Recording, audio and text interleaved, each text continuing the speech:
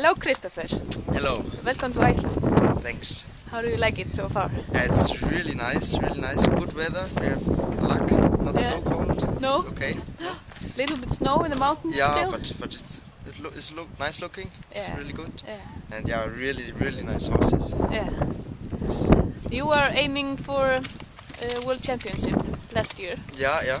Is it big excitement in Germany about the World Championship being in Berlin and everything? Is people getting excited about it? Berlin is really famous. All want to go to Berlin. Yeah. Yeah, and everyone do everything to go to Berlin. Yeah.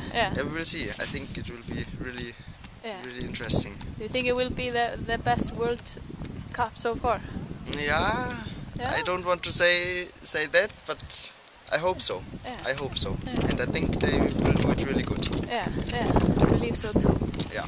And what have you seen here in Iceland most amazing? Yeah, most amazing I think is this horse, definitely. This one, yeah. Yeah. We saw a lot of good competition horses and really interested told horses and forget horses, but this is my favorite, definitely. This is your favorite so far? Yeah. And what are you doing these days?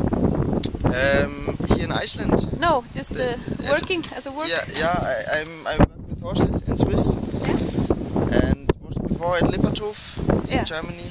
Yeah. Now I'm since maybe 3 weeks in Swiss and really happy there. Yeah. And it's a really new farm with a really the owner want to make really a lot.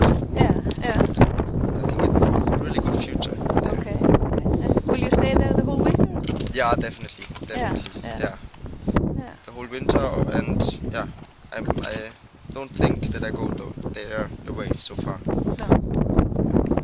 What is the difference between? What do you see the most difference between how we keep horses here in Iceland and in Europe? In Germany or Swiss? Yeah. No.